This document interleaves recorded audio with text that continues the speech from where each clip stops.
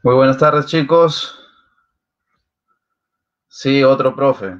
¿Cómo estás? Sí, efectivamente, nosotros somos parte de la Academia Perú Libre, somos profesores capacitados para dictar este tipo de cursos.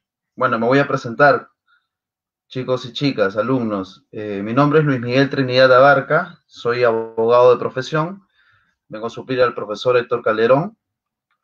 Eh, ¿Cómo está? Buenas tardes, ya se están conectando. En 5 minutos empezamos, en 5 minutos arrancamos, vamos a ir conociéndonos, ¿ya? Eh, bueno, como le decía, mi nombre es Luis Miguel Trinidad, soy abogado de profesión, voy a dictar el curso de educación cívica, un curso muy importante. Para conocernos, soy abogado litigante, soy socio director de ADJ, Abogados y Consultores. Estamos conformados por más de 15 jóvenes abogados que nos dedicamos a la defensa técnica procesal a nivel nacional. Buenas tardes, tenemos varias oficinas en el país y nos dedicamos a esto, ¿no es cierto? A defender pues a la comunidad, a la sociedad civil, ¿no? Que también va a formar parte de estudio el día de hoy. Tengo una duda, muchachos, ¿el audio está bien? ¿Está ok el audio? ¿Me escuchan todos? A ver, por favor, dígame.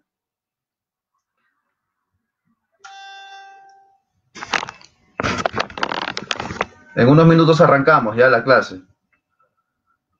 Está bien entonces el audio, por lo que los leo, ¿no?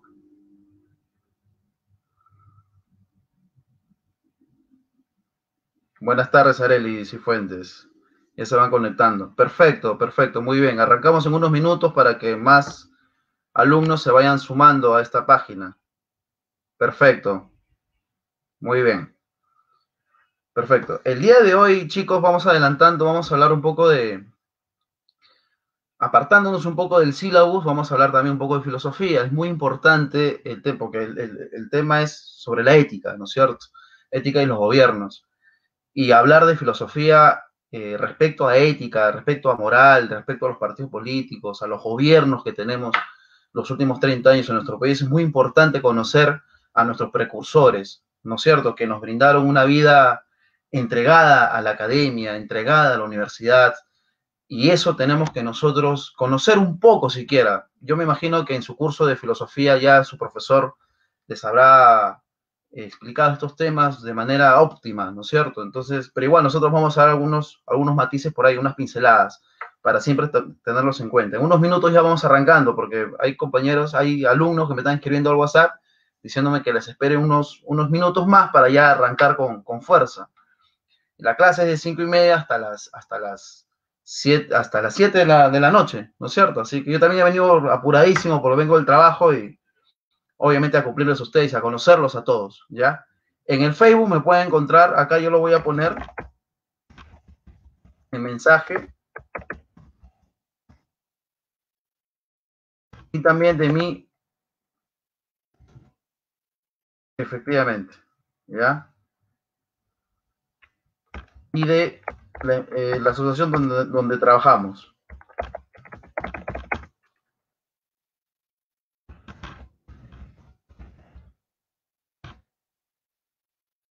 Perfecto. En un par de minutos arrancamos, chicos. Vamos a hablar de uno que otro filósofo en esta clase, ¿ya? Perfecto.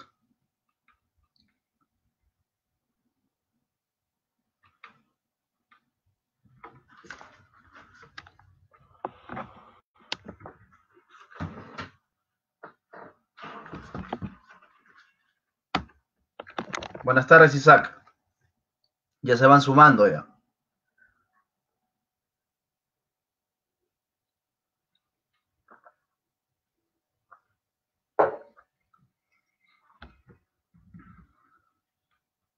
Bien.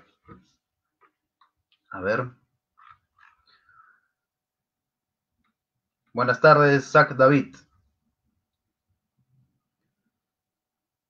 Perfecto. Un par de minutos y arrancamos, ¿ya? Saludos de Puno, Juliaca. Muchas gracias.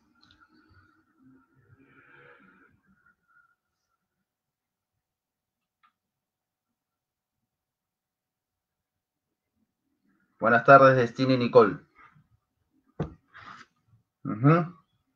Hay colegas que también están observando desde la ciudad de Cajamarca, una ciudad muy golpeada por el tema del COVID-19, y están a la posta, ¿no es cierto? Hola, Luz. Buenas tardes. Perfecto. Saludos de Juliaca.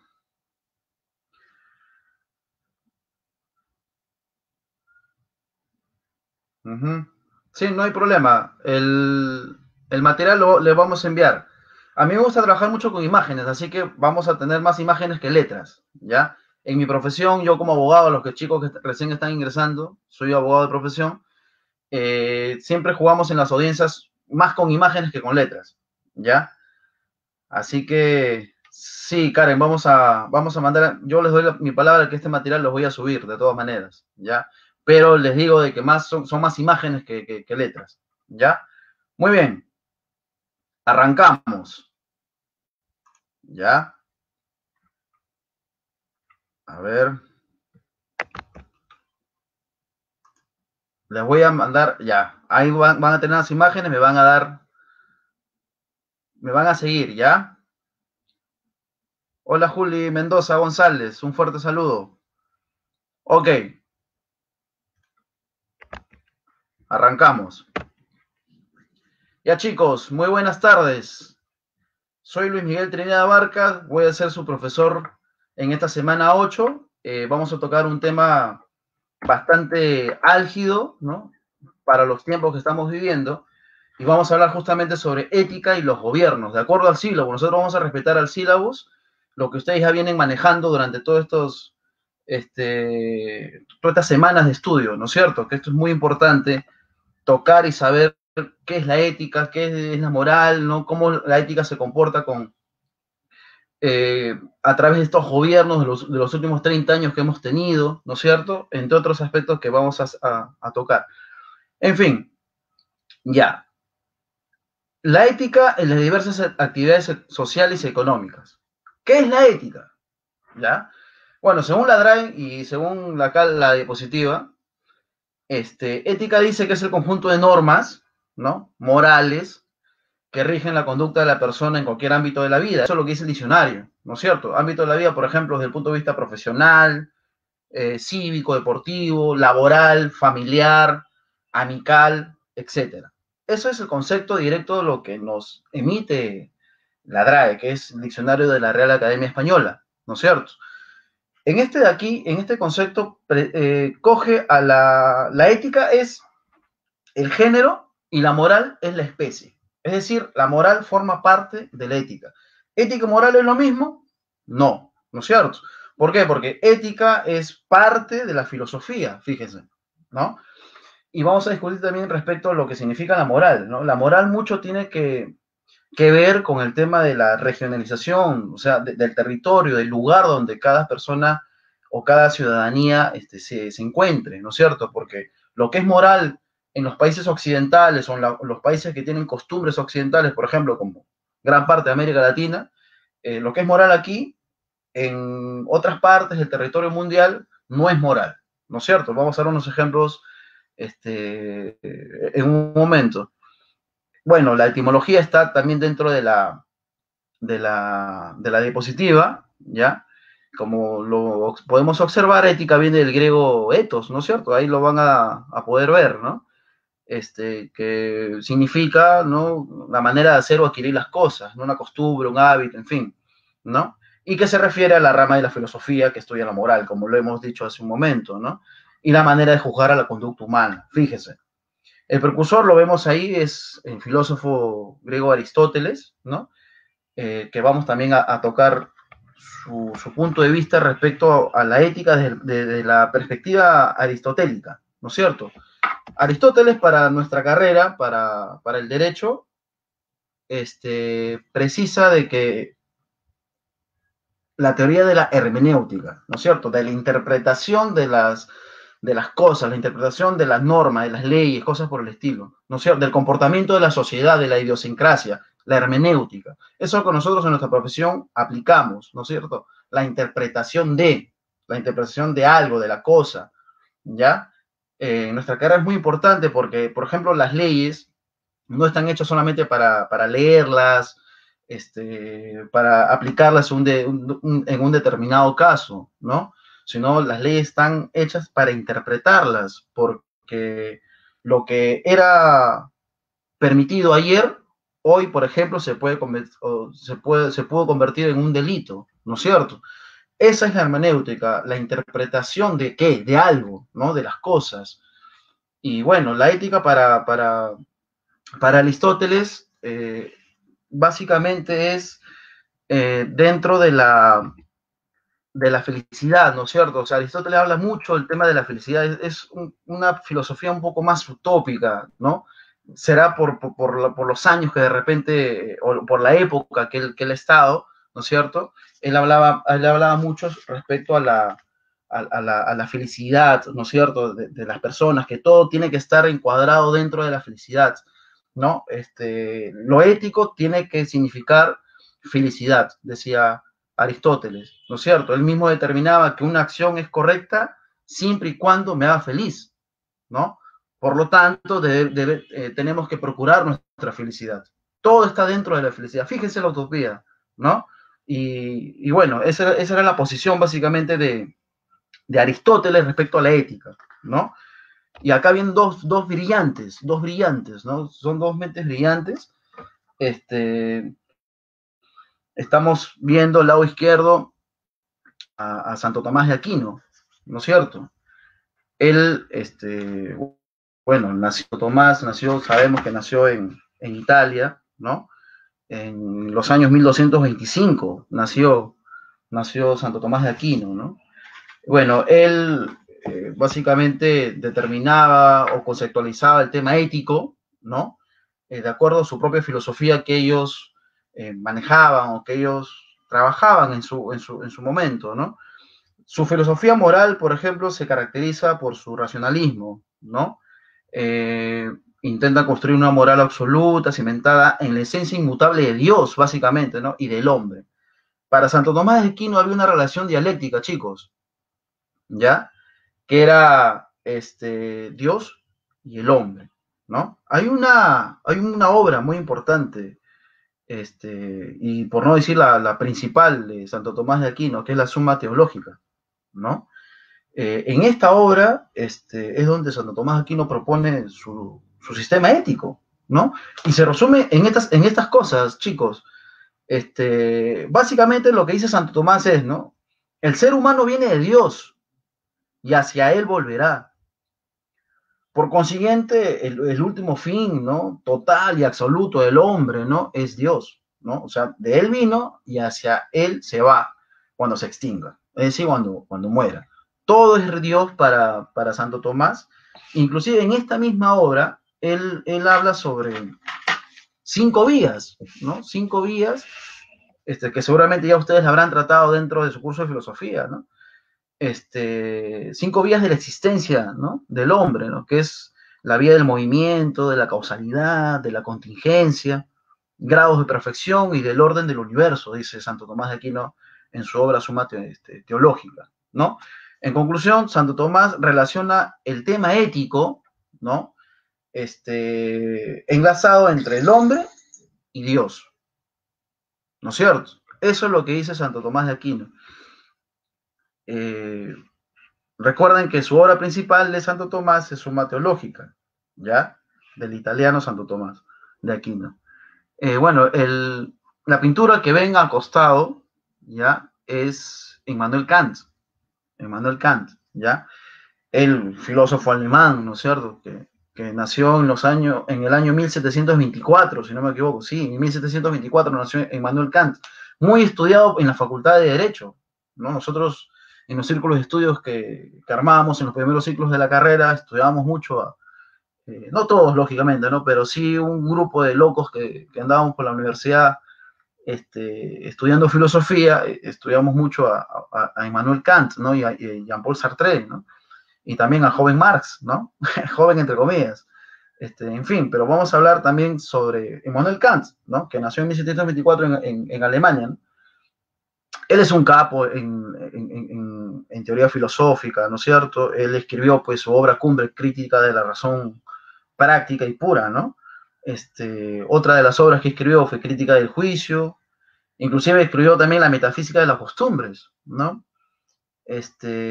Bueno, él, justamente con Hegel y Schopenhauer en su momento, ayudaron a desarrollar lo que se llamaba después, ¿no? El idealismo alemán, ¿no? Él hablaba respecto a la ética, chicos. Bueno, básicamente la ética de Immanuel Kant se funda de manera exclusiva en la razón, ¿no? Es una ética estrictamente racional la de Immanuel Kant, ¿no? De acuerdo a este filósofo alemán, fíjense, ¿no? Que para determinar, esto es importante, miren, para determinar la validez de un acto moral, para Immanuel Kant, debemos prestar atención a la voluntad de la persona, dice, ¿no? Y no a la acción misma. A ver, dice, ¿no? Los actos no son ni buenos ni malos. O sea, el acto que realiza el hombre no es ni bueno ni malo. Bueno o malo, dice Immanuel Kant, es el sujeto que los realiza, ¿no es cierto? Lo bueno está en la buena voluntad que se rige por la ley moral. Es decir, si yo asesino a alguien, ese acto de asesinato no es ni bueno ni malo para Immanuel Kant, ¿no es cierto? No, pero va a ser el sujeto activo que cometió el hecho punible, es decir, el delincuente, o sea, el yo propio del asesino es lo que va a determinar la bondad o la maldad, ¿ya? O sea, no es malo la consecuencia, sino la causa. Es decir, ¿quién es la causa? El ser humano. Fíjense, ¿no? La postura de Manuel Kant, ¿no? Él también precisa que si un individuo, por ejemplo, actúa por temor y no por respeto al deber implícito en la ley moral, sus acciones no son morales. Fíjense, otra vez lo voy a leer esto, ¿eh? Hay un libro muy interesante de Manuel que dice, ¿no? Si un individuo actúa por temor y no por respeto al deber implícito en la ley moral, sus acciones no serán morales, fíjense. ¿Ya? ¿Qué quiere decir? De que el individuo tiene que actuar de manera correcta frente a la sociedad, ¿ya? Pero si es que el individuo actúa de manera correcta, obligado por el imperio y la ley, todo lo que haga el individuo, ¿no es cierto? No va a ser moral, pues, porque él no lo siente. Él no hace, o sea, él se comporta de manera correcta porque hay una ley que le impide a no hacer cosas ilegales. Ya, para Immanuel Kant eso no es moral. O sea, tú tienes que actuar, el ser humano tiene que actuar moralmente, así no exista legalidad de por medio. Fíjense, ¿no es cierto? Estamos filosofando con Immanuel Kant, ¿no es cierto? Pero para él la ética era eso, básicamente racionalista, ¿no? Autónoma de cada individuo que tiene que sentir que vale la pena comportarse de manera adecuada en una sociedad y no por el imperio de la norma, el imperio de la ley. ¿Ya? Bueno, vamos a seguir aquí. A ver, vamos a revisar si hay algunos mensajes. Vamos a salir de aquí. A ver, muchachos.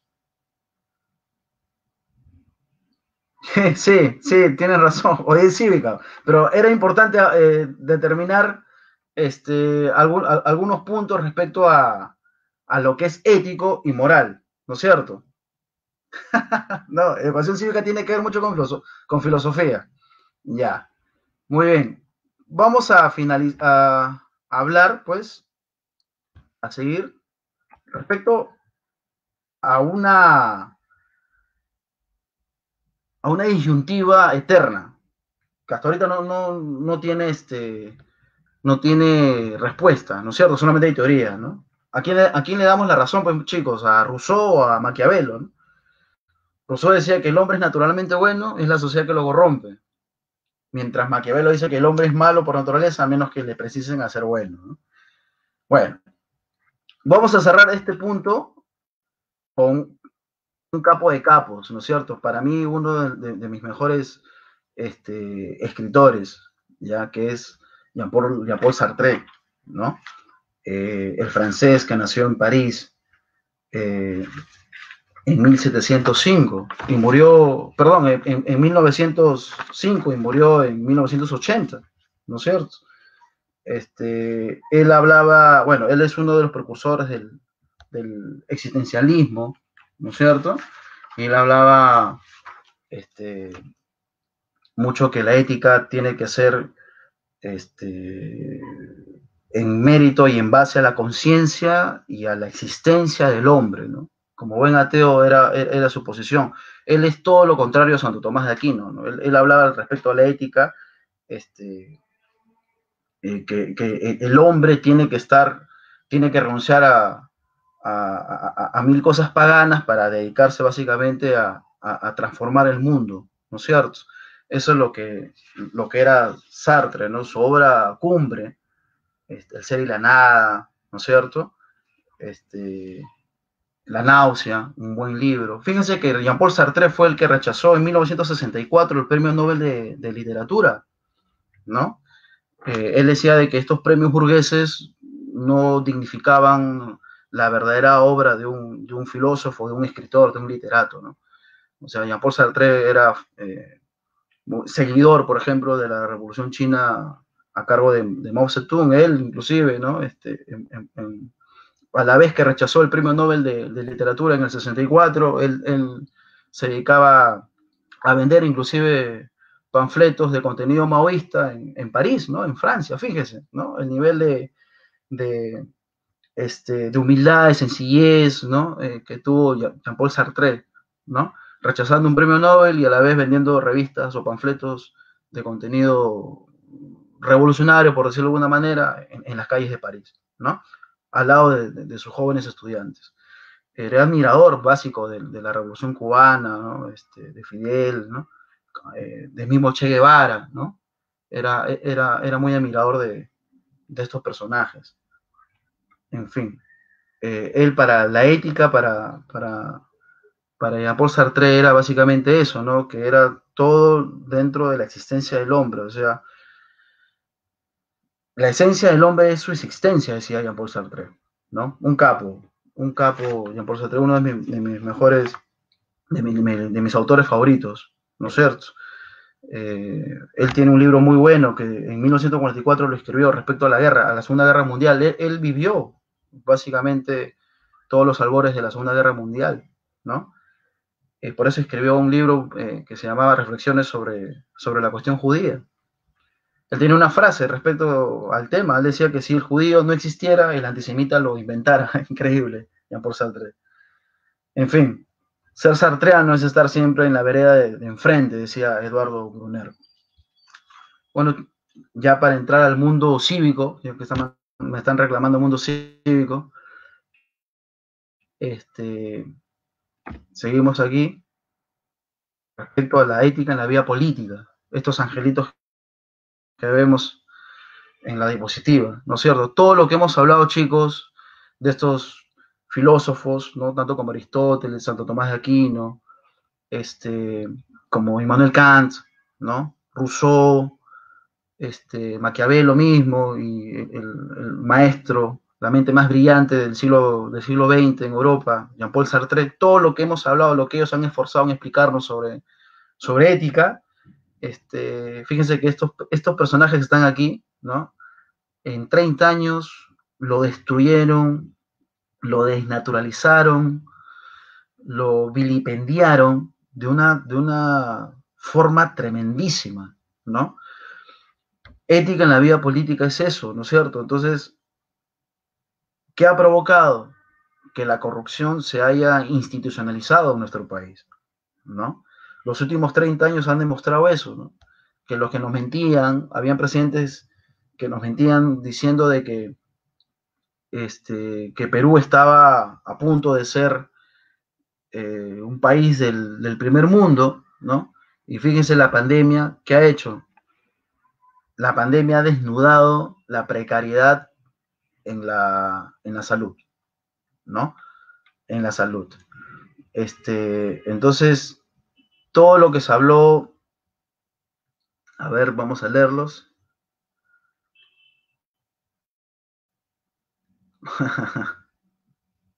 Efectivamente, Karen dice, ¿no? La corrupción en una sola imagen. Efectivamente, ¿no? Entonces, todo lo que justamente hablábamos, ¿no? Todo lo que los grandes pensadores de la humanidad que hemos tenido, ¿ya? Se han esforzado en hacer academia, ¿no? En hacer universidad, en hacer los debates importantes sobre ética, ¿no? Ética y moral, ¿no? En la vida política, estas personas, en nuestro país sobre todo, lo han destrozado en un 2x3, ¿no? Como yo les decía hace un momento, ¿no? O sea, el COVID-19, la pandemia, lamentablemente ha desnudado la precarización, no solamente de la salud que nuestro país viene sufriendo, ¿no? Sino el tema de los derechos laborales. Fíjense, ¿no? En Lima nomás hay 2,5 millones de personas que han perdido su trabajo, ¿no? Que los han despedido, ¿no? Entonces, hay una... ¿Qué pasa en nuestro país? ¿No? La corrupción se ha engendrado en cada institución del Estado, ¿no?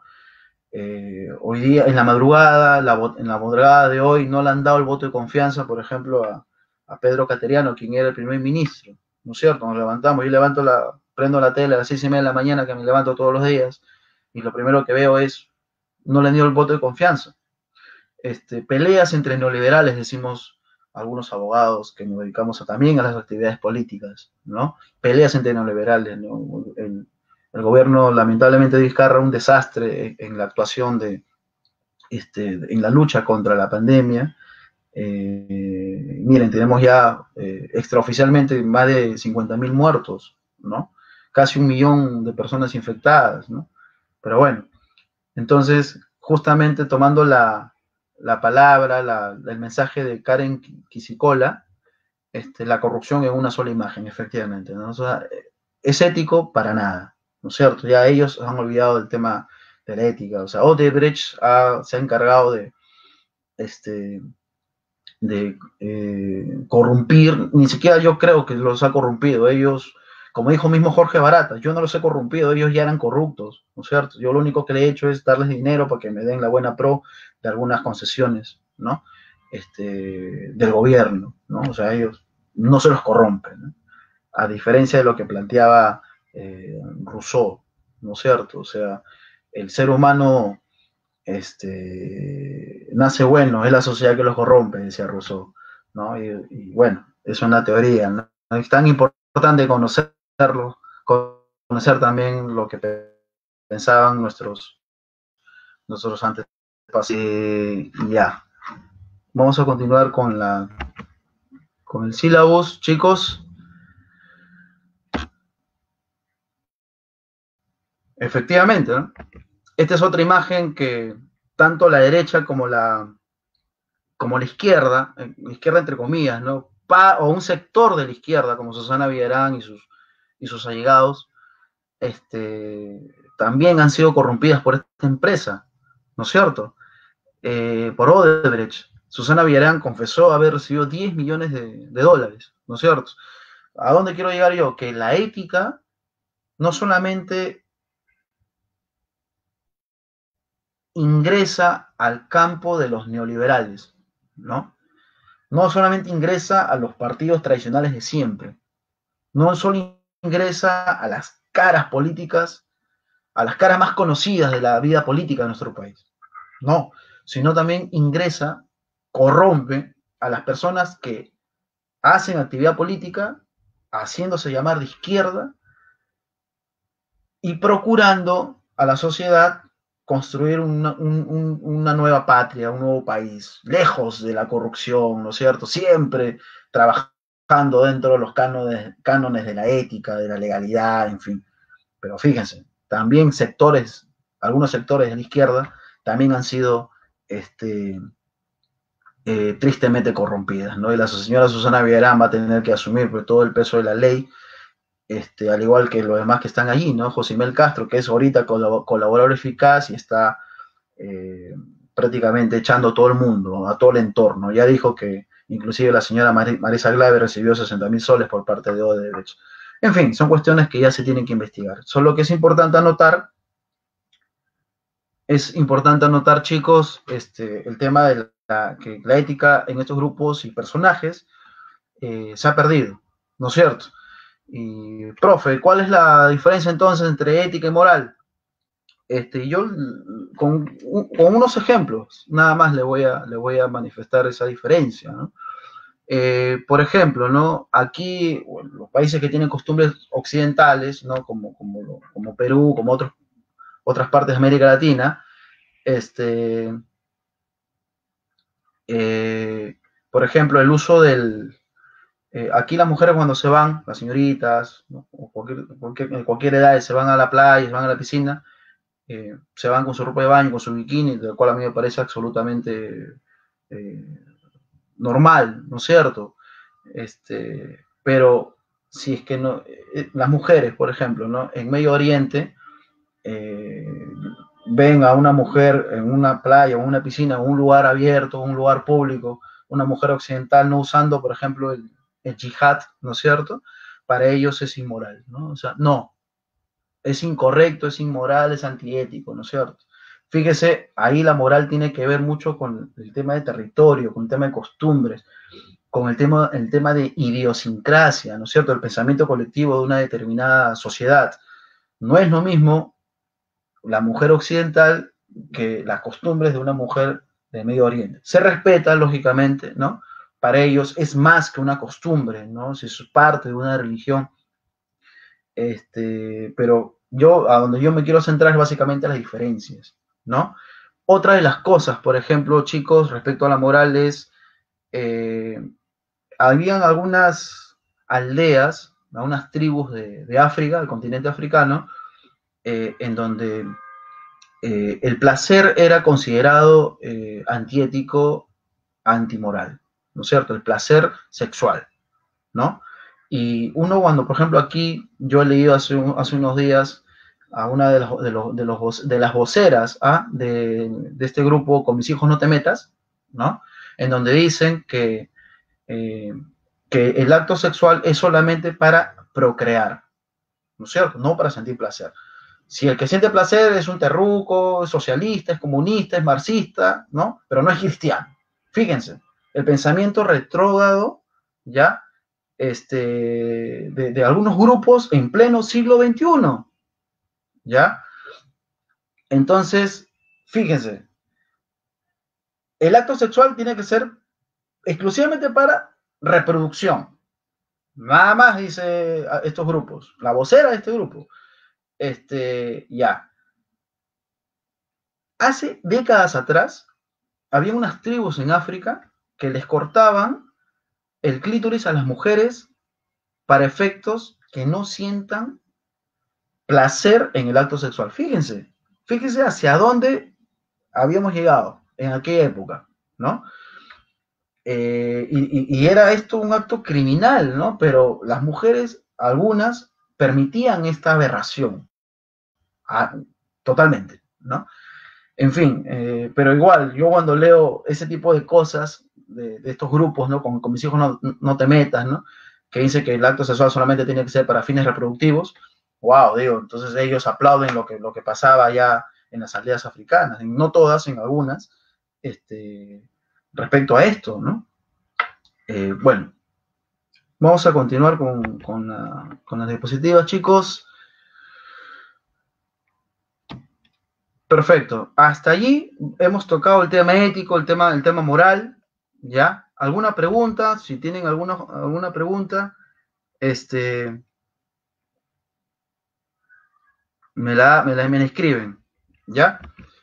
Ok, continuamos con el sílabo, estamos respetando el sílabo, ¿ya? Nos hemos explayado un poquito en filosofía y un poco de actividad política, pero es importante conocer estos temas, ¿ya? Chicos, si a ustedes les preguntan, vamos a hacer un paréntesis. Si ustedes le preguntan en sus exámenes de admisión, porque ha venido esta pregunta, ¿ya? A mí me ha venido, ojo, ¿qué filósofo o escritor o dramaturgo rechazó el Premio Nobel de Literatura en el año 1964? Ya lo hemos visto hace unos minutos, ¿no es cierto? Jean-Paul Sartre. ¿Ya? Heidi Ayala, respondiéndote, está queriendo decir que solo, bueno, yo no lo he dicho, simplemente, obviamente que no, que yo no pienso así. La vocera del grupo con mis hijos no te metas es lo que dijo eso, ¿no? O sea, los actos sexuales solamente deben servir para efectos de reproducción, nada más, ¿no? Eso es lo que manifestó, ¿no? Y lo que estoy compartiendo con ustedes, porque en pleno siglo XXI, fíjense, en 2020, estamos a pocos meses de celebrar el Bicentenario en nuestro país, hay grupos que piensan de esa manera, grupos retrógrados, ortodoxos, entre comillas, ¿no? Y, bueno, no es así, es mi modesto punto de vista. Efectivamente, Jean-Paul Sartre es el que rechazó el Premio Nobel de Literatura en 1964. Estamos hablando también de literatura y de filosofía. Increíble, chicos, la tienen clarita. ¿Ya? Eh, Genial, genial. Muy bien. Genial. Vamos a continuar. A ver, con las diapositivas. Participación ciudadana, forma, principios y mecanismos de participación. ¿Ya? Efectivamente, ¿no? O sea, los mecanismos de participación según la propia constitución política, ojo, ¿eh? Y la ley 26300, que es la ley de control y participación ciudadanos, establecen una relación de diversas formas de que la ciudadanía en conjunto, de manera organizada, pueden participar en política, ¿no es cierto? Ahí tenemos una gama de ejemplos, ¿no? Está, por ejemplo, la iniciativa de reforma constitucional.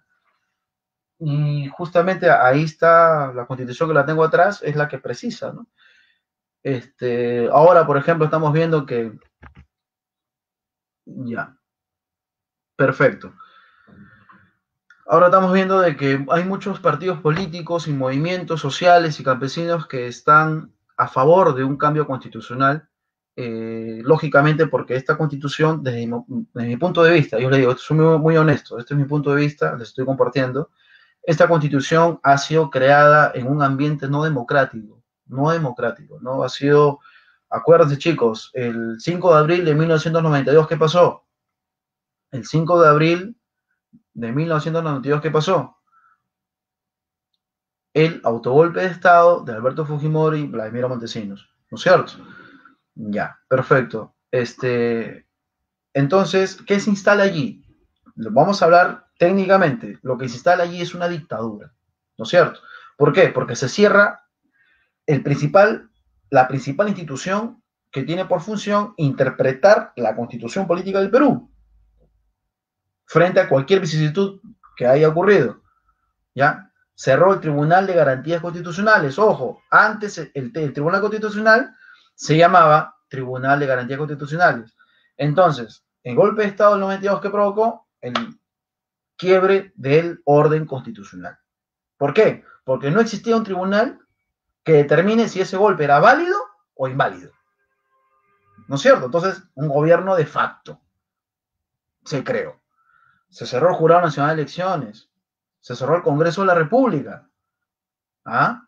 Y se cambió de constitución. ¿En qué año? En el 93, a través de un referéndum boicoteado por la dictadura, ¿no es cierto? Entonces, técnicamente, yo en mi condición de defensor de la constitución, de la legalidad, pero sobre todo de los derechos humanos, ¿ya? Les digo que en teoría se ha transgredido, pues, en teoría y en la práctica también, se ha transgredido el orden constitucional. Entonces yo creo de que un cambio constitucional es urgente, urgente, ¿no es cierto? Así como Chile ya lo estaba logrando antes de la pandemia, porque ojo que en Chile también se habían creado movimientos sociales muy fuertes, estudiantiles, en donde salían a las calles para que se llame Asamblea Constituyente y cambiar su constitución, también creada en una dictadura, la dictadura de Pinochet.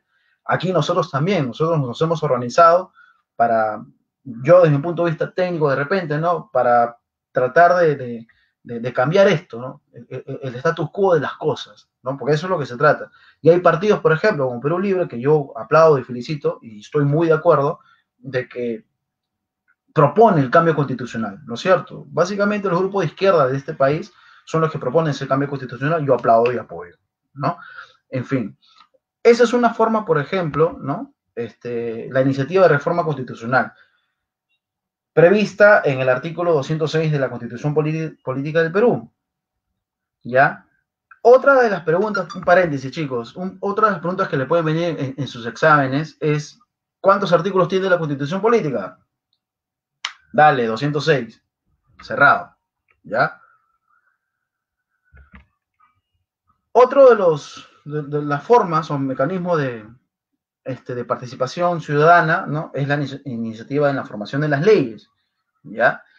Es, por ejemplo, esta iniciativa de formación de leyes quiere decir de que ustedes o nosotros, todos los ciudadanos, podemos juntar 0.3% de las firmas de los electores, ya que son más o menos 20 millones de electores, el 0.3% juntamos sin firma, compramos un kit electoral al de la OMPE, ¿no? Y proponemos una iniciativa de formación de una ley, no sé, por ejemplo, lo que pasó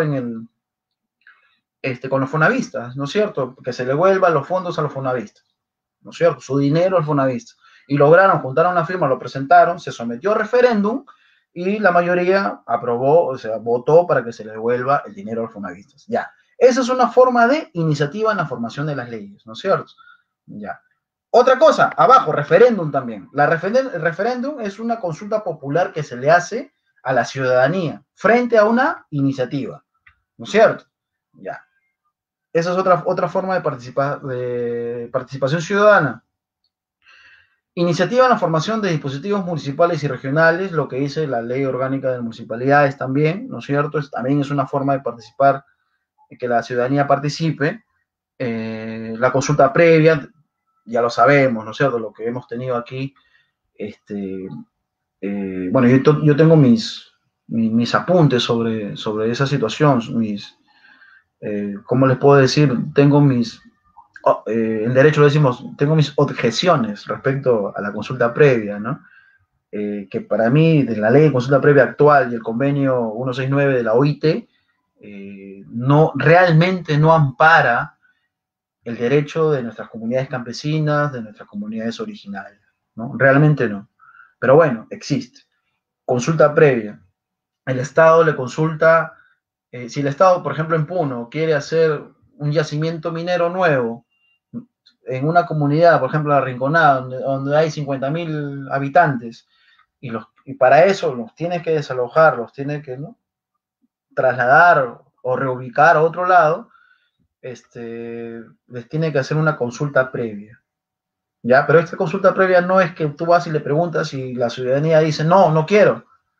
Igual te sacan, dice la ley. Increíble, ¿no? O sea, hacen mesas de diálogo, en fin, ¿no? Y si la población no quiere, ¿no? Ahora ya no se llaman mesas de diálogo, se llaman mesas de trabajo. La población no quiere salir, el Estado igual lo saca. En otras palabras, la consulta previa actual es como si yo les preguntara a ustedes, oye, Carlos, ¿te puedo pegar? Y tú me dices que no, pero yo igual te pego. Ah, pero yo ya te consulté. Ese es el resumen de la consulta previa, increíble. Léanse el artículo 15 de la ley de consulta previa, ¿ya? Ahí ustedes mismos se van a dar cuenta, van a leerlo. Bueno, la revocatoria de autoridades, ¿no? Revocatoria y remoción de autoridades, por supuesto. Eso es lo que siempre se hace, ¿no es cierto?, en una entidad municipal, ¿no? La revocatoria y la remoción, que son derechos previstos en la Constitución política, ¿no? La revocatoria es el cambio de una autoridad, por ejemplo, un regidor, un alcalde distrital, un alcalde provincial, ¿no es cierto?, o un gobernador regional, elegido por las urnas, o sea, por el pueblo, por la ciudadanía, se los revoca, ¿no es cierto? Se junta unas firmas, se solicita la OMPELKIN electoral para revocar a una autoridad determinada por algún tipo de causal, ¿no es cierto?, previsto en la ley. La revocatoria es eso. ¿Qué es la remoción? O sea, ¿la revocatoria y la remoción es lo mismo? No es lo mismo. Parece. Los dos son cambios. O sea, revocar es cambiar, reemplazar, subrogar. Esa es la revocatoria, ¿ya? La remoción igual. Pero la gran diferencia es que la revocatoria va para funcionarios públicos elegidos por voto popular y la remoción son para sacar del cargo a funcionarios que no son elegidos por el voto popular. Gerentes, ¿no es cierto?, de alguna entidad municipal. Pregunta, ¿al congresista se le puede revocar o remover? No. La misma Constitución lo prevé. Al congresista no se lo puede revocar. ¿El congresista puede renunciar? No, no puede renunciar. Es un cargo irrenunciable. ¿Ya? Continuamos, chicos. Los consejos de coordinación regional, lógicamente, llevada a cabo por su consejería, ¿no es cierto? Que ellos tienen allí, ¿no? Bueno, presupuestos participativos, esto también nosotros hemos visto en las municipalidades, respecto de que la población puede coordinar directamente con su municipalidad para crearse un proyecto de obra pública, por ejemplo, parques, ¿no? O sea, pistas y veredas, ¿no? La población, las asociaciones pueden participar en este tipo pueden proponerle a su entidad edil, es decir, a su municipalidad, ¿sabes qué? Yo quiero mis pistas para mi barrio, yo quiero el parque para mi barrio, yo quiero la loza para mi zona, ¿no es cierto? Así que yo tengo mi asociación, nosotros hemos conseguido un fondo, ¿no? Y vemos la forma cómo podemos construir esta obra, ¿no es cierto? En beneficencia de la población. ¿Ya? Esta es una posibilidad ya que existe dentro de la legislación, que son los presupuestos participativos. La demanda de rendición de cuentas también, ¿no es cierto? Lo que un grupo de compañeros les hizo al alcalde Luis Castañeda Locio, ¿no? Que no quería decir de qué manera se gastaba la plata, ¿no? Por ejemplo, no olvidemos lo de Comunicores, 60 millones desaparecieron de la noche a la mañana. En fin, ¿no? Roba, pero hace plata, decía sus seguidores, ¿no? No, con tal que, si roba, pero con tal que haga obras, todo bien. Fíjense hasta dónde hemos llegado, ¿no? Que es la demanda de revisión de cuentas, ¿no? Que también es una forma de participación ciudadana. El acceso a la información pública, lógicamente, ¿no es cierto? Nadie te puede impedir acceder a un informe, a una información pública, de naturaleza pública, ojo, todo lo que es público, ¿no es cierto? Porque el secreto bancario no es público, es mediante ordenanza judicial, ¿ya? Pero el resto sí, ¿no? Por ejemplo, partidas electrónicas de los registros públicos, ¿no? Los gastos que hacen las municipalidades, ¿no? Mediante la ley de transparencia, lógico, ¿no? Supongamos que a una autoridad del Estado no quiera, ya, si a una autoridad del Estado no quiera darte esa información que es de naturaleza pública, existe una garantía constitucional prevista en la Constitución, en el artículo 200, ¿no? Que es el habeas data, ¿ya? Continuando, chicos, con la... Miren qué rápido pasa el tiempo. Increíble, ¿no? Capo este doctor. El otro tema es sobre sociedad civil, instituciones y funciones, ¿ya? La persona que ven ahí es un maestro, es un capo, ¿no? Es el profesor Fernando de Traseñé, Granda, ¿no? Fue profesor, bueno, él es abogado de profesión, es doctor en Derecho por la Universidad La Sorbona de París, en Francia, ¿ya? Profesor visitante de la Escuela de Derecho de la Universidad de Harvard también, ¿ya? Y catedrático de Filosofía del Derecho de la PUC, de la Católica, de la Pontificia Universidad Católica del Perú, ¿no? Capo, fue canciller también, Fernando de Traseñé. Bueno, él en su discurso, ¿no? En su discurso en la conferencia anual de ejecutivos en el 93 en la ciudad de Arequipa, él dijo, ¿no? O sea, lo que están viendo en la diapositiva, ¿no? Porque sociedad civil no es tampoco una pura libertad.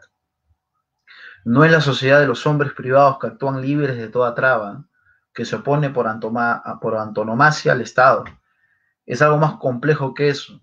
La sociedad civil no es una libertad salvaje, sino que es libertad organizada.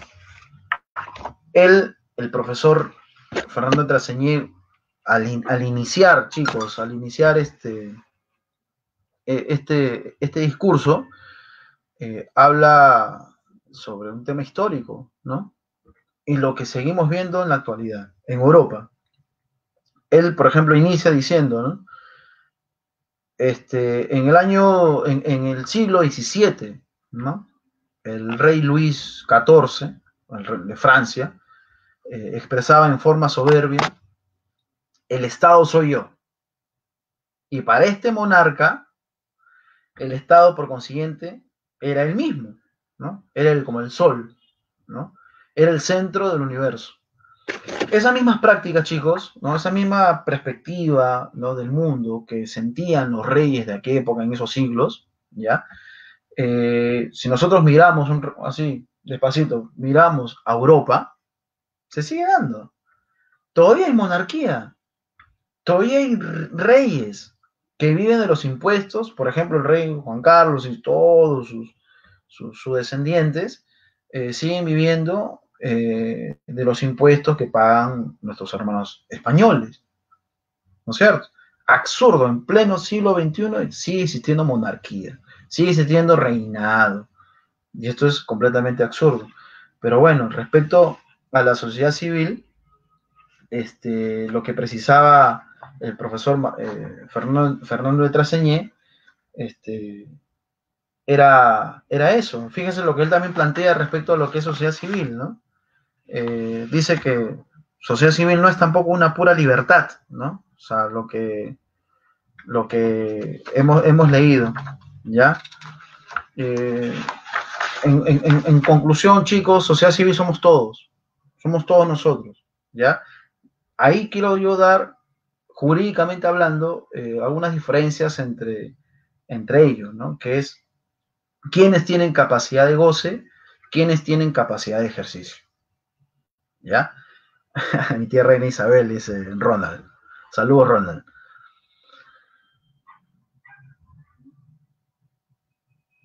Ya. Capacidad de goce y capacidad de ejercicio. No es lo mismo. ¿Quiénes tienen capacidad de goce y quiénes tienen capacidad de ejercicio, chicos?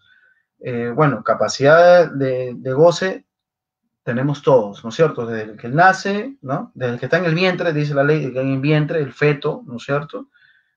Tiene capacidad, básicamente, es un sujeto de derecho, dice la norma, ¿no es cierto?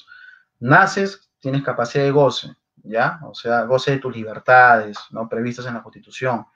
Derecho a la libertad, derecho a la libertad de tránsito, a la igualdad, en fin, ¿no?, a no ser discriminado por cuestiones de raza, sexo, opinión política o ideológica. Pero capacidad de ejercicio, ¿ya?, se lo obtiene a partir de la mayoría de edad, es decir, a partir de los 18 años de edad, cuando ya eres ciudadano, ya puedes votar, ¿no es cierto? Uno de los componentes, por ejemplo, de la capacidad de ejercicio es el derecho al voto, ¿no? Tú puedes votar, ¿ya? Esa es una de las diferencias. Bueno, y la sociedad civil, como decía el maestro Fernando Traseñé,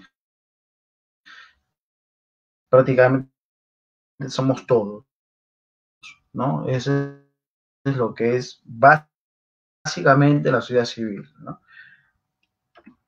Siguiendo con la diapositiva, chicos,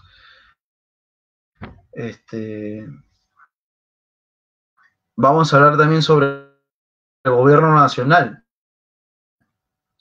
también previsto en la Constitución Política del Perú. Aquí vamos a hablar básicamente de la Constitución Política, ¿ya? Eh, Estructura del Estado,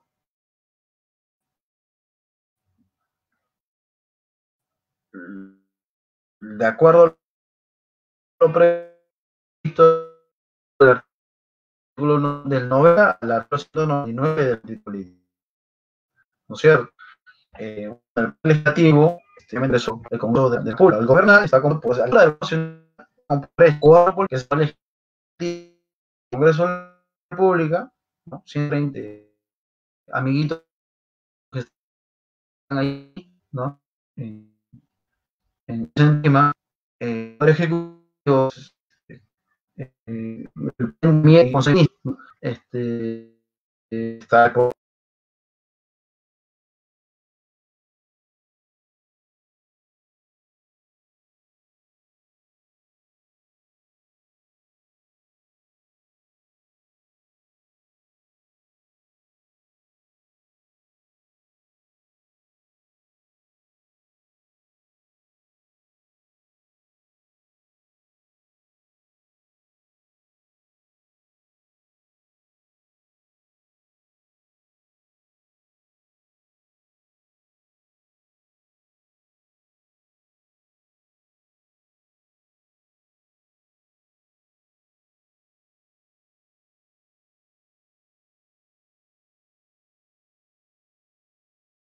Ya, se fue un ratito, ¿no? Unos segundos se fue. Ok, se fue. Sí me escuchan, ¿no? Ahorita.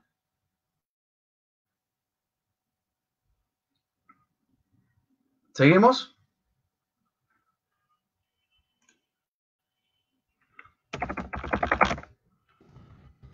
¿Me escuchan o no me escuchan, chicos? Respondan, por favor. ¿Ah? Se fue unos 3 segundos nada más. No, no, no, mi internet está súper veloz, no sé qué pasó. Ya, bueno. Sí me escuchan, ¿no? Perfecto. Este, respóndame, ¿quién elige el defensor del pueblo?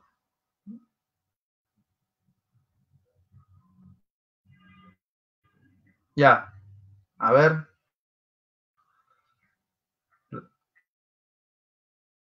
ya, perfecto. Ya, me van a responder a quién elige el defensor del pueblo. Otra de las estructuras del gobierno nacional es de la seguridad y de la defensa nacional. ¿Ya? El sistema electoral. Ahí está, acá también viene una pregunta, chicos, que le dejo para ustedes como tarea ahorita. Eh, ¿Cómo está compuesto el sistema electoral?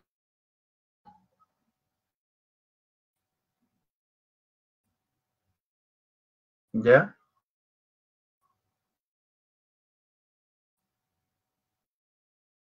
¿Cómo?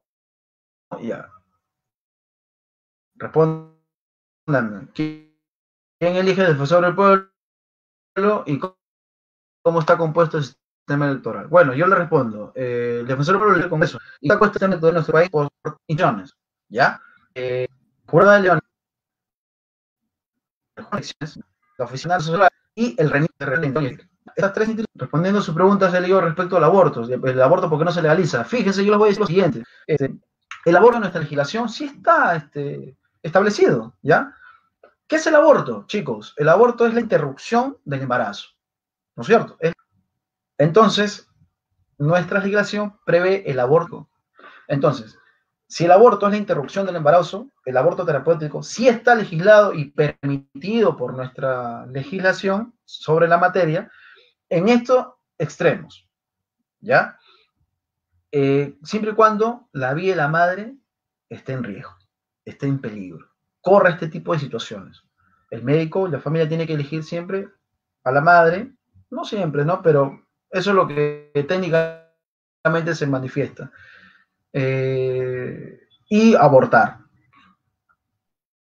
aborto terapéutico. Entonces, si me preguntan a mí, ¿el aborto está permitido en nuestra legislación? El aborto terapéutico sí. Y el aborto es, lo que no establece es que en cualquier circunstancia la madre podría abortar, como sucede en otros países, por ejemplo, en Europa, ¿no es cierto?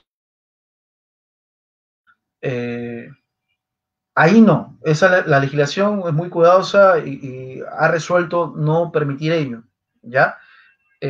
Justamente, y hay personas de que sí, yo tengo mi propio punto de vista respecto al tema, tampoco puede ser de que se establezca el aborto delivery por cuanto, y el tema de fondo no importa, ¿no es cierto? Porque podría ser un pan nuestro de cada día el aborto. Podría darse el aborto, podría permitir, por ejemplo, en niñas, en menores de edad que han sufrido violación, ¿no es cierto? Porque es un trauma lo que estas niñas viven, ¿no? Al tener a un hijo producto de este acto ilegal, que es la violación, un acto terrible, ¿no? Que es la violación de menor. Y bueno, por ahí se podría, yo creo que resultaría muy necesario eh, regular esta situación, chicos, ¿no? Porque miren la realidad que tenemos, ¿no? Hay cantidad de centros clandestinos de aborto que muchas niñas fallecen respecto cuando van a estas clínicas clandestinas, mal llamadas clínicas que son clandestinas, ¿no es cierto? Yo creo que el Estado tiene mucha responsabilidad allí de dar solución a esta problemática, ¿no? tan grande que tiene nuestro país. Es un tema complejo, efectivamente, es un tema complejo. Yo respeto mucho la posición de todos, ¿no sé? Yo tengo la propia y bueno, es mi punto de vista, ¿no? Y lamentablemente también hay la iglesia, por ejemplo, que está en contra de toda esta situación, ¿no es cierto? Pues de repente por desconocimiento inclusive de la ciencia, ¿no? La iglesia está en contra, por ejemplo, de la pastilla del día siguiente, ¿no? Cuando ya se ha determinado que la pastilla del día siguiente no interrumpe el embarazo, ¿no? Sin embargo, la iglesia dice no, que son pastillas abortivas. No, porque según la OMS, no lo digo yo, según la OMS, para que se forme el cigote, ¿no es cierto?, que es la unión entre el óvulo y el espermatozoide, se demoran 5 días, según la OMS, dentro de 5 días, algunos pueden llegar antes, ¿no? Pero dentro de 5 días, según la OMS, dice que se desarrolla el cigoto, ¿no? El cigoto, que es el huevo, es el embrión, ¿no? Dentro de la trompa de falopio donde se encuentran, ¿no? Y el mismo nombre de la pastilla dice la pastilla al día siguiente, es decir, este, hasta, ¿no? 24 horas después, ¿no? Pero las clínicas y las farmacéuticas han determinado que la pastilla se puede tomar hasta 3 días, ¿no? Que es lo más recomendable. O sea, no interrumpe embarazo alguno. Las pastillas siguientes, ojo chicos, no interrumpe embarazo alguno. Estamos hablando de medicina ya, un poco de ciencia, hemos hablado de todo hoy día, de filosofía, ahorita estamos hablando de medicina. No interrumpen el embarazo, ¿ya? Entren en la página de la OMS, hay videos educadores sobre el tema en donde aclaran esas cosas, ¿ya? Respecto al aborto. Entonces, en conclusión, efectivamente, la iglesia es la antítesis de la sociedad. Decía Carlos Marx, la religión es el opio del pueblo, decía Carlos Marx, ¿no? Karl Marx, el alemán, en diversas obras. Profe, mi hijo nació. No son, lógicamente, inexorables, no son infalibles esas pastillas, ¿no? Pero bueno, han habido embarazos que inclusive se ha producido cuando la mujer está aún en la, en la regla, ¿no? Aún reglando, ¿no? Fíjense, ¿no? Bueno, ya eso es cuestiones ya de cada uno, chicos, ¿no? Es cuestión de cada uno. No hay otra pregunta por ahí respecto al tema para pasar a la siguiente diapositiva, ¿ya?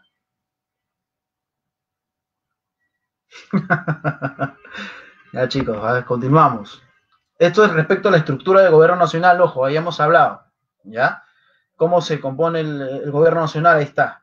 De acuerdo a la Constitución Política del Perú, ahí están los artículos. Lean, por favor. Descentralización y regionalización. Un tema bastante interesante también, porque ojo de que después de la caída de la dictadura, de la marcha de los 4 suyos en el año 2000, bueno, toma la posta la presidenta Valentín Paniagua en gobierno provisional, en el gobierno transitorio, y luego pues gana nuestro querido amigo el economista Alejandro Toledo Manrique, ¿no? Él, dentro de su gobierno, una de las cosas que realiza es la descentralización y la regionalización, sobre todo, ¿no? Que son reformas constitucionales que hace, una diversidad de reformas constitucionales. Que dicho sea de paso, se saca inclusive la firma de Alberto Fujimori de la Constitución política, ¿no es cierto? Pero bueno, se saca solamente la firma, pero el contenido estructural de la Constitución política es netamente fujimorista, ¿no? Yo tengo ahí mis objeciones respecto a ese tema, ¿no? Porque esta Constitución ya no es bicameral. Acuérdense que la Constitución del 79 se aplicaba la bicameralidad, es decir, las dos cámaras, habían cámara, el Congreso está dividido en dos, ¿no es cierto? Cámara de Senadores y Cámara de Diputados. En este momento, si le preguntan en su examen, cómo está conformado el Poder Legislativo, o sea, cuál es la estructura del Poder Legislativo, es unicameral, ¿no es cierto? Conformado por 130 congresistas, ¿ya? Bueno, respecto a la descentralización, el artículo 188 de la Constitución dice, ¿no?, que es una forma de organización democrática y constituye una política permanente de Estado. tiene como objetivo fundamental el desarrollo integral del país, ¿no? El proceso de descentralización se realiza por etapas, dice, ¿no? De forma progresiva y ordenada, conforme a criterios que permitan una adecuada asignación de competencia y transferencia de recursos. En conclusión, ¿no es cierto? La descentralización es que el gobierno central no solamente va a concentrar el poder de las instituciones, ¿no? En Lima, como antes ocurría, ojo, hace unas décadas atrás solamente todo el poder se concentraba en las entidades que estaban arraigadas en Lima. Ahora lo que fue como consecuencia de la caída de la dictadura, se descentralizó todo en todo el país, ¿no es cierto? En todas las instituciones, en todas las esferas, en todos los ministerios, ¿ya? Encontramos, por eso, encontramos registros públicos en ciudades muy alejadas del país, ¿no? Y la regionalización que hablaba también la diapositiva, también fue instalada dentro del gobierno de Alejandro Toledo, ¿no? Que es el territorio de la República está integrado por regiones, departamentos, provincias y distritos, ¿ya? Y organiza el gobierno a nivel nacional, regional y local, ¿no? En los términos que establece la Constitución y la ley, preservando la unidad e integridad del Estado de la Nación. Los niveles de gobierno, chicos, es muy importante también tenerlos en cuenta, ¿ya? Que el ámbito del nivel regional de gobierno son las regiones y los departamentos, ¿ya? Que es el tema regional, ¿ya? Regiones y departamentos. Acordémonos que tenemos 24 departamentos y una provincia constitucional, ¿ya? El ámbito del nivel local de gobierno son las provincias, distritos y los centros poblados, ¿ya? Esa es la composición básicamente de la regionalización, de los niveles de gobierno, perdón, ¿ya? La descentralización, el artículo 188 de la Constitución lo establece, ahí está. Y el artículo 189 habla sobre la regionalización, ¿ya? Sí. Estoy explicando la clase y todos debatiendo sobre el aborto. Es un tema bastante álgido, ¿eh? Es un tema bastante necesario también para la adolescencia de nuestro país, ¿ya? Pero bueno, busquen videos de la OMS, que no sean videos cualquier cosa. El Rincón del Vago tampoco es una fuente confiable, ¿ya? El Rincón del Vago no es fuente confiable. Entren en la página misma de la OMS, hay videos instructores respecto al tema.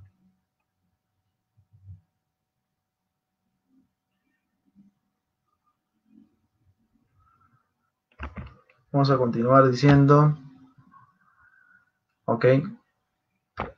Una de las características de los gobiernos regionales, chicos, es la autonomía regional, ¿ya? Como dice la diapositiva. Este material también lo voy a mandar yo para que se lo compartan.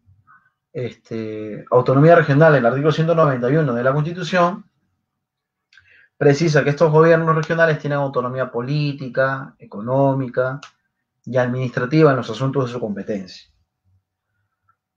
Coordinan con las municipalidades sin interferir en sus funciones y atribuciones. Es decir, tienen autonomía política de decisión, ¿ya?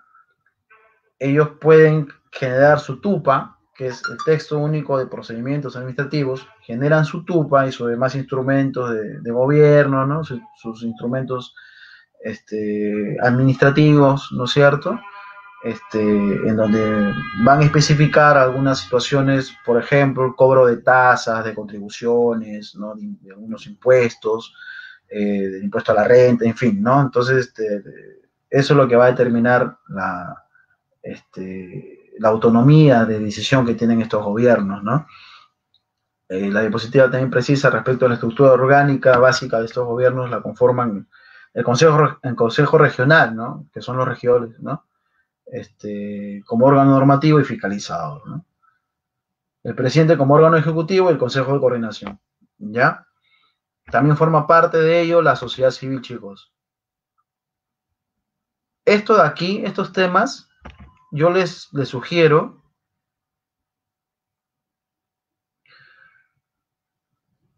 estos temas de aquí que estamos tratando, chicos, yo les sugiero leer su constitución, conozcan su constitución, porque no solamente van a leer estos temas, van a leer todos sus derechos que están previstos en esta Carta Constitucional, ¿no?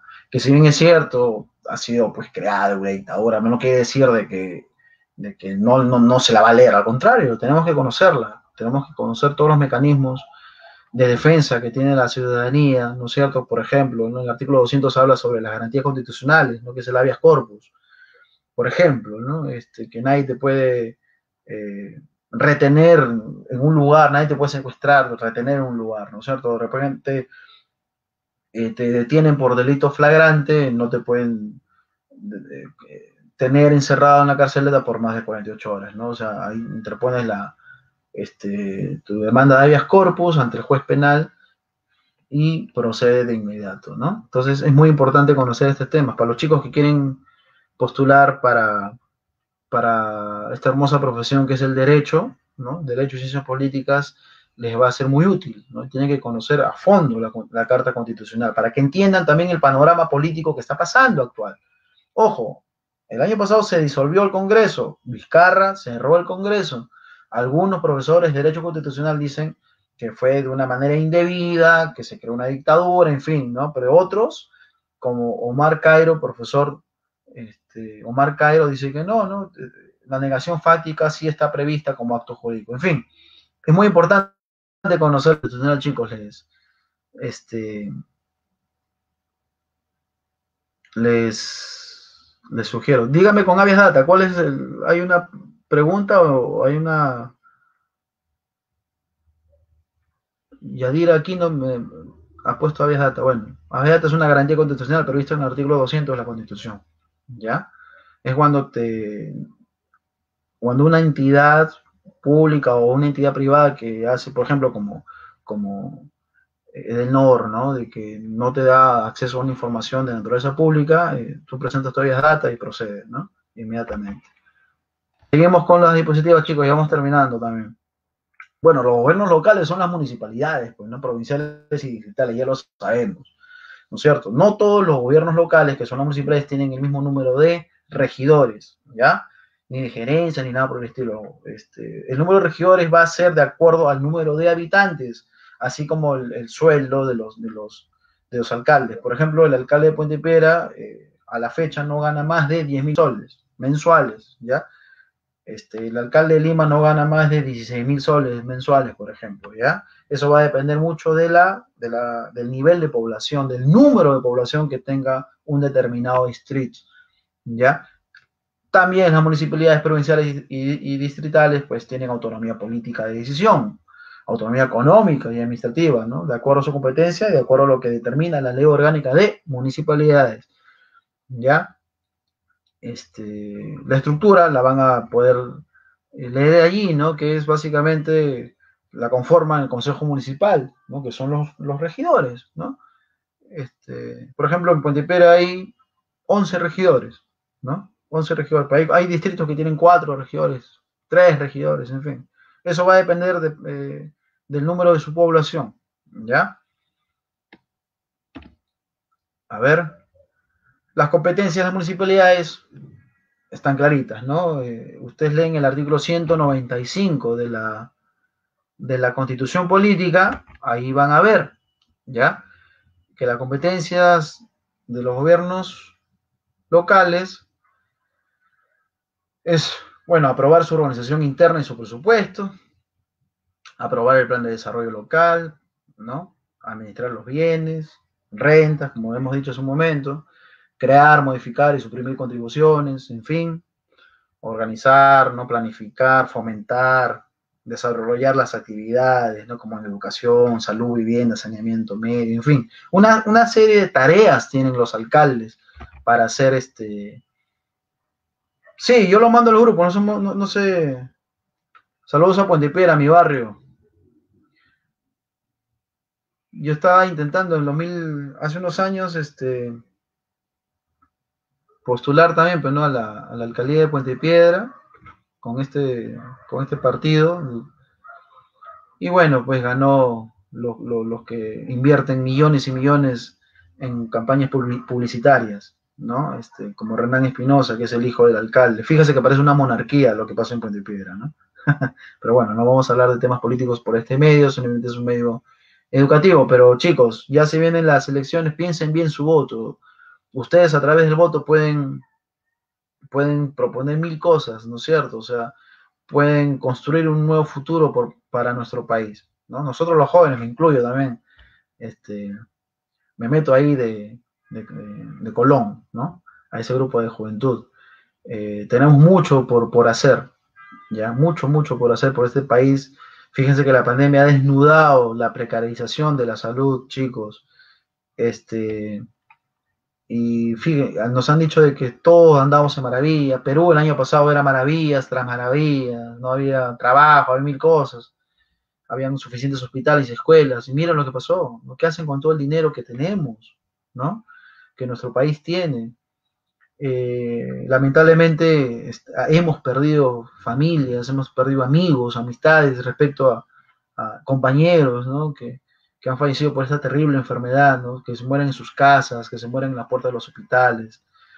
El voto es una forma de hacer rebelde también, ¿no? O sea, de cambiar la estructura de este país. Y necesitan unos cambios urgentes. Nosotros necesitamos los mejores hijos del mundo, los mejores hijos del Perú. Tenemos que debatir el tema académico, el tema filosófico. Es muy importante conocer nuestros derechos, ¿no es cierto? Es muy importante la lectura también. Los chicos que quieran pasar o postular por esta hermosa profesión que es el derecho, ¿no es cierto?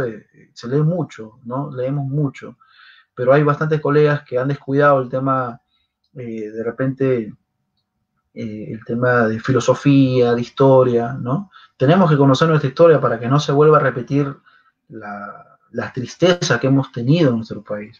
La corrupción se puede combatir, pero se debe combatir transformando nosotros. Nosotros tenemos que transformar, tenemos que construir un hombre nuevo, como decía el Che Guevara, fíjese, ¿no? Un hombre tan desprendido de tantas cosas, siendo médico en Argentina, hijo de personas que han estado bien posicionadas económicamente, renunció a esas categorías que él tuvo, ¿no? Renunció el dinero, renunció a todo y se fue a combatir a otros lugares, ¿no? A otras tierras. Personas como Jean-Paul Sartre, que lo hemos estudiado hace un instante, hace una hora atrás, que fíjense que renunciara a un premio Nobel, ¿no? De literatura, ¿no? En el 64, porque él era leal a su convicción, ¿no? Es uno en un millón, son personas unas en un millón, ¿no? Como el presidente que tuvo Uruguay, Pepe Mujica, José Mujica, ¿no? Que andaba pues en un Volkswagen que fue regalado por sus compañeros de lucha de los años 70, ¿no? Y él seguía andando con ese Volkswagen. Vino un jeque árabe a comprarle, le ofreció como 2 millones de euros por su vehículo y él dijo, bueno, yo cómo me voy a deshacer, dijo con ese acento gaucho, yo cómo me voy a deshacer de un vehículo que mis compañeros con tanto amor y cariño han juntado para regalármelo en los momentos más difíciles de mi vida, ¿no? Déjelo ahí en el coche que está tranquilo en la cochera, decía Pepe Mujica. Personas de ese pensamiento, esa trayectoria necesitamos construir aquí en nuestro país. Personas que se desprendan de lo efímero, que se desprendan que se salgan de esa enajenación, de esas superficialidades, que renuncien a esas cosas para que transformen este hermoso país llamado Perú, ¿no, chicos? Efectivamente, ¿no? Un pueblo que no conoce su historia está condenado a repetirlo. Por eso es importante leer historias, sobre todo de los últimos 20, por ejemplo, el conflicto armado interno. Y tengo un libro muy bueno que es el informe final de la CBR, de la Comisión de la Verdad y Reconciliación. Fíjense que en 20 años de conflicto armado interno, nuestro país tuvo 69.280 muertes, casi 70.000 personas que fallecieron, que perdieron la vida por estos actos de terrorismo, de grupos armados, de grupos agresivos, terroristas, como fue Sendero Luminoso, la MRTA, pero también por el terrorismo de Estado, ¿no? Fíjense que este informe, el informe final de la Comisión de la Verdad y Reconciliación, determina de que de esos crímenes, ¿no? De casi 70.000 personas que perdieron la vida, el 53% fue en manos de los grupos subversivos, el 53%, y el 47% en manos de el del Estado peruano. ¿Qué cosa quiere decir eso? De que la violencia ha sido efectivamente por estos grupos subversivos, pero también por el terrorismo del Estado. Un ejemplo de ello, el grupo Colina, ¿no es cierto? Que es el grupo creado por Fujimori y por tal razón está purgando pena efectiva en la cárcel, ¿no es cierto? Por haber asesinado a chicos, a jóvenes, estudiantes universitarios, por ejemplo, chicos de la Cantuta, 8 estudiantes más un profesor que fueron secuestrados y asesinados, torturados y desaparecidos. Y hasta la fecha solamente se han encontrado restos de unos cuantos, no todos, ¿no? Fíjense esas cosas. Por eso yo tomo la palabra de, del alumno que dijo, aquel que no conoce su historia está condenado a repetirla, ¿no? Es muy importante conocer estos temas de derechos humanos para construir un nuevo país. Chicos, ya vamos terminando, tomamos las 7, hemos hablado respecto a las competencias y vamos a la última diapositiva de la noche, que son las otras instituciones y organizaciones civiles de la localidad. Nos hemos ido a otros temas, pero estamos dentro de la hora. Ya ustedes tienen que ser, me imagino, otras instituciones y organizaciones civiles de la localidad. Bueno, nuestra legislación, específicamente el Código Civil, habla sobre las asociaciones, ¿no? Habla sobre los comités, sobre las fundaciones, comunidades campesinas, sociedades empresariales, asociaciones de personas de hecho. Aquí yo quiero dar unas cuantas diferencias, chicos. Las asociaciones son, por ejemplo, ustedes se juntan con sus padres, ¿no? Se juntan con los demás vecinos del barrio, crean una asociación de propietarios de vivienda, la inscriben ante el registro público, van a la municipalidad y le emiten una resolución municipal dándole reconocimiento a su asociación. Ustedes ya son una persona jurídica, ¿no es cierto? Como asociaciones.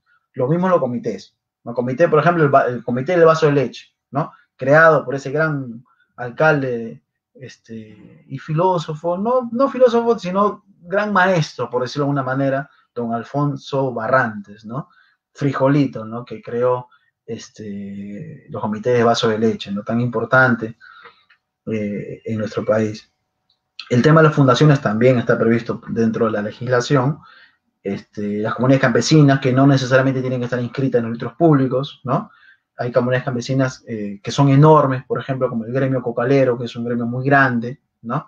Está dentro tengo entendido, dentro de 18 provincias, tengo entendido, ¿no? Del país. Es una de las comunidades campesinas más grandes de nuestra patria, ¿no? Las sociedades empresariales, por supuesto, tenemos las pymes, las SAC, las EIRL, las SA, ¿no es cierto? Entre otras, que están previstas por su propia legislación, que es la Ley General de Sociedades, ¿ya? Que también son parte de nuestra localidad, ¿no es cierto? Asociaciones de personas de hecho también tiene reconocimiento. ¿Qué es una asociación de personas de hecho, chicos? Yo armo mi colectivo estudiantil de la universidad, ¿no es cierto? Nos juntamos unos 50 compañeros y creamos de hecho, o sea, de hecho quiere decir que no está inscrito, que no tiene reconocimiento público, es decir, que no hay a través de una escritura, no ha sido formada a través de la firma de una escritura pública, ¿no es cierto? Pero nosotros nos asociamos y nos hemos creado un nombre, nos hemos creado un logo. Esta asociación es de hecho. ¿Tiene derecho? Por supuesto que tiene derecho, ¿no es cierto? Y es más, que son las reuniones, como dice la Constitución Política, ¿no? Que se debe respetar, ¿no es cierto? El credo, mil cosas, ¿no? También tiene reconocimiento constitucional, ¿no? Que son las asociaciones de personas de hecho. Efectivamente, ¿no? Jeremy Fernández nos dice de que hará su tesis sobre el regreso de la filosofía en la educación. Sí, yo cuando estudiaba en el colegio fiscal, yo estudiaba en el Colegio Nacional, en el Colegio Augusto Beleguía de Puente Pera, toda mi vida, ¿no? Yo he estudiado en entidades estatales, ¿no? Sí llevábamos cursos de filosofía, ¿no? Pero ya no, lamentablemente. Es más, educación cívica ya no hay. En muchos colegios nacionales no hay ya educación cívica. Estas cosas ya no se debaten, ya no se hablan. Triste, ¿no? Que en colegios no se hable de Immanuel Kant, no se habla de Aristóteles, de Sócrates, de esos grandes pensadores, que no se habla de Carlos Marx, ¿no? De todo, porque la vida académica tiene que ser de esa manera, saber, atreverse a estudiar, atreverse a debatir, atreverse a ideologizar, independientemente si ustedes, por ejemplo, eligen al seguidor que elijan, ¿no? Eso es cuestión de cada uno. Hay personas que se autodenominan sartreanos, otros que son marxistas, ¿no es cierto? Algunos que son socialistas, otros que son liberales, otros comunistas. En fin, las ideas no pueden generar miedo, al contrario, las ideas tienen que generar academia, ¿no? Lo que estamos haciendo nosotros, ¿no? En Academia Perú Libre, ¿no? Tienen que crear eso, tienen que crear universidad. Acuérdense de la época de los sofistas, de los griegos, ¿no? En donde Sócrates, por ejemplo, hablaba respecto con la juventud de los temas, ¿no? Filosóficos del momento, en su momento, Sócrates, ¿no?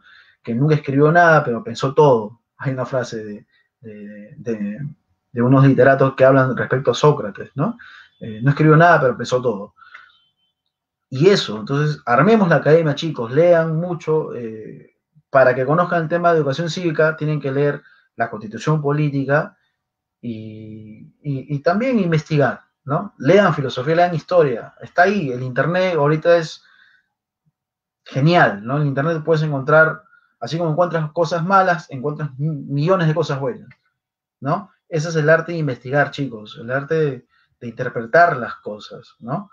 Así que hagamos academia. Perú Libre es eso, chicos, ¿ya? Perú Libre, ya como hemos dado fin a esta última diapositiva, chicos, yo lo voy a pasar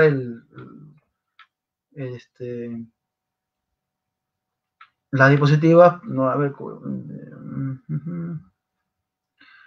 ya, yo les prometo que se lo paso por Academia Perú Libre, no se preocupen, ¿ya? De todas maneras, ahorita lo que estamos haciendo es prácticamente despedirnos. Una vez más, chicos, mi nombre aparece allí, ¿no? Luis Miguel Trinidad Vargas, soy abogado de profesión, estoy aquí para trabajar con ustedes en esta noble causa que es el difundir lo poco que sabemos a ustedes, ¿no? Y ayudarlos a ingresar y a forjar una, una carrera en ustedes, ¿no? Y esta carrera tiene que ser, obviamente, bien construida, ¿no? Lean. Yo les digo que yo para hacerme profesional he pasado por mil cosas, ¿no? He trabajado de todo, ¿no? He sido mozo de restaurantes también para poder subsistir en esta hermosa profesión que es el derecho, ¿no? Y que seguimos, lógicamente, nosotros preparándonos, ¿no? Y eso, chicos, lean mucho la Constitución Política, si hay alguna pregunta, alguna duda, queja, objeción contra el profesor, díganlo, díganlo en este momento, ¿ya? A ver, efectivamente, chicos. Gracias, Vania. Me encantó su clase. Gracias, Vania, de verdad. Gracias por sus mensajes. De verdad, me llenan de satisfacción. Sí, pues la educación peruana no es que sea basura, ¿no? Es que puede ser mejor. Hemos retrocedido en el tema educativo, así como hemos retrocedido en el tema de salud, ¿no es cierto? Pero podemos hacer de este país un país diferente, un país distinto. Yo estoy plenamente seguro con ello, ¿no? Tenemos que peronizar el Perú, decía José Carlos Mariátegui, uno de mis autores favoritos, ¿no? Uno de los mejores ensayistas que a sus 36 años falleció, fíjese, y fue uno de los máximos pensadores que ha tenido nuestra región latinoamericana, ¿no? José Carlos Mariátegui. Los invito a leer también a José Carlos Mariátegui. Sus ensayos son cortísimos y es muy entendible, es bastante digerible, a diferencia de Sartre. Sartre te habla, un tema, por ejemplo, El ser y la nada en su libro, que es, wow, Materialismo y Revolución es otro libro de Jean-Paul Sartre, ¿no? Y habla mucho de la conciencia, Sartre, ¿no? En fin, hay gente que se determina sartreano. Yo no lo logro entender a Sartre, pero siempre cuando lo leo es excelente Sartre. Lean mucho a Sartre de Mariátegui aquí en Perú, ¿no? Bueno, chicos, ya como estamos. Es cierto, chicos, es cierto. En los colegios estatales enseñan pocos temas de la universidad, ¿no? Por eso ahorita, lamentablemente, hasta la educación se ha monopolizado, ¿no? Estas grandes cadenas de colegios, como veo aquí en la zona donde vivo, por ejemplo, han puesto, no me acuerdo ni siquiera el nombre de estos colegios que cobran carísimo, ¿no? 1.000 soles mensuales. ¿Quién, pues, el hijo de un trabajador, el hijo de un obrero va a tener esa cantidad para pagarle la mensualidad a sus hijos en estos colegios? Innova School, ¿no? O sea, 500, 600 soles, no sé cuánto está. Se ha elitizado la educación. Triste, triste, ¿no? Cuando en Europa, por ejemplo, las universidades más prestigiosas son las nacionales, ¿no? Los colegios, ¿no? O sea, otra mentalidad, ¿no? Por ejemplo, una crítica allí tendría que ser que en Lima solamente hay dos universidades completas, entre comillas, ¿no? Que es la Villarreal, ¿no? Y la Decana de América, que es la Universidad Mayor de San Marcos, Nacional Mayor de San Marcos, ¿no? Fíjense, la San Marcos crea hace cuánto, el 12 de mayo de 1535. 1535, chicos. ¿Mm? Hace ya casi 5 siglos atrás, que no se crea una universidad nacional para los hijos del pueblo, para los hijos de los trabajadores. Eso es lo que nosotros reclamamos. Y no es injusto que solamente en Lima existan dos universidades por una población de más de 10 millones de habitantes que ya tenemos en Lima, ¿no? Qué triste, pero sí se puede, chicos, sí se puede con el esfuerzo de todos, ¿ya? Ya me están llamando, ya terminó. Chicos, un fuerte saludo, les envío las clases este, por, por interno, ¿ya? No hay nada más, me estoy despidiendo ya. Nos vemos la otra semana. Dios mediante. Hasta luego, chicos. A ver,